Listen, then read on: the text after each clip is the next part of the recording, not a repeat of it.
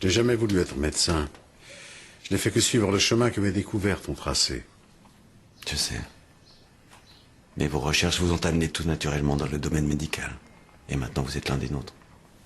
Ça vous ennuie? Non. Mais j'ai peur que ce soit une trop lourde charge pour vous. Roux n'avait pas tort. S'attaquer à la médecine aura été tout sauf facile.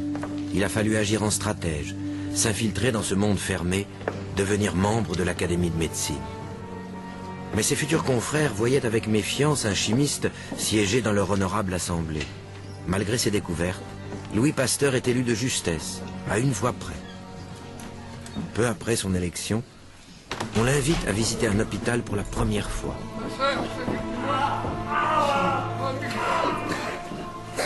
Rassurez-vous, après un moment, on ne sent même plus l'odeur.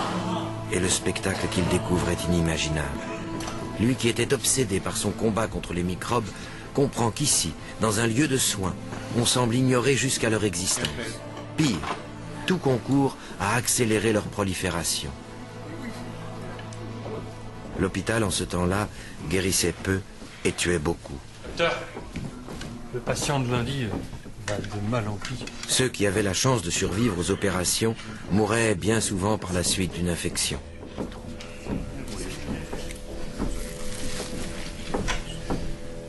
Vous avez nettoyé la plaie après l'opération? Pourquoi? Pas la moindre notion d'hygiène, une pratique héritée des champs de bataille. Je peux faire un prélèvement? Je vous en prie. Un bon chirurgien est un chirurgien qui opère vite et n'importe où.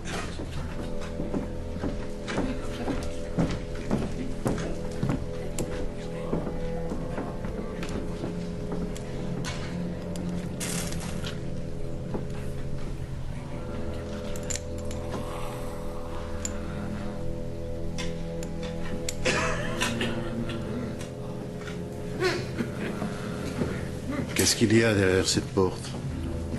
La salle d'autopsie. C'est très pratique qu'elle soit communicante. Ça nous permet d'extraire rapidement les organes des patients décédés et de les comparer avec ceux des vivants.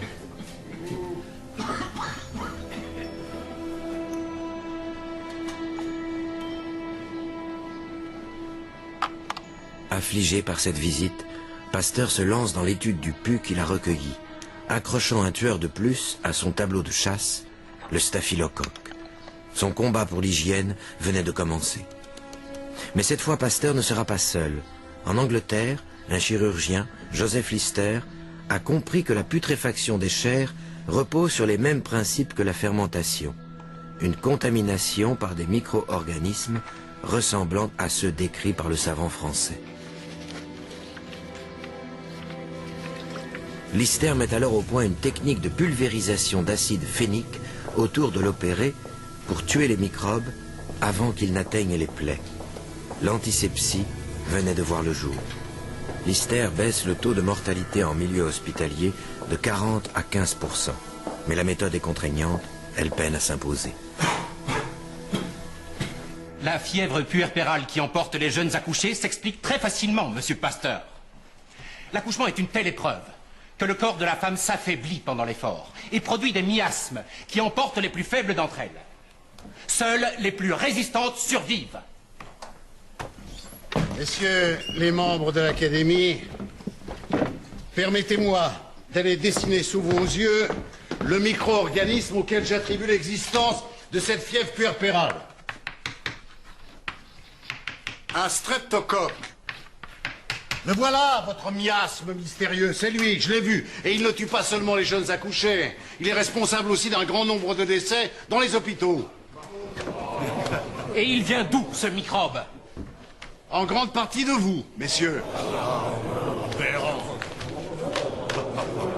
C'est vous, les médecins, qui propagez ce micro-organisme d'un malade à un autre, d'un mort à un vivant.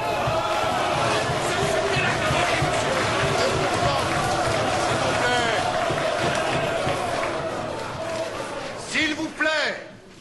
Et pourtant, il faudrait peu de choses pour enrayer cette fièvre. Si j'avais l'honneur d'être chirurgien, je ne me servirais que d'instruments d'une hygiène et donc d'une propreté irréprochable. Après avoir nettoyé mes mains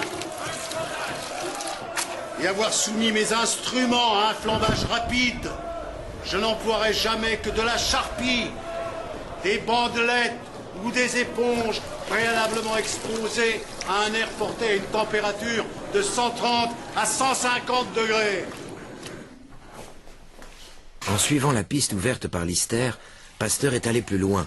Plutôt que de détruire les microbes en salle d'opération, il trouve le moyen de les empêcher d'y pénétrer. C'est l'asepsie qu'il venait d'inventer. L'asepsie va sauver des millions de vies humaines. Mais ça, Louis Pasteur ne le saura jamais. Il faudra des décennies pour qu'elle soit enfin adoptée par les chirurgiens. Croyances et mauvaises habitudes ont la vie dure.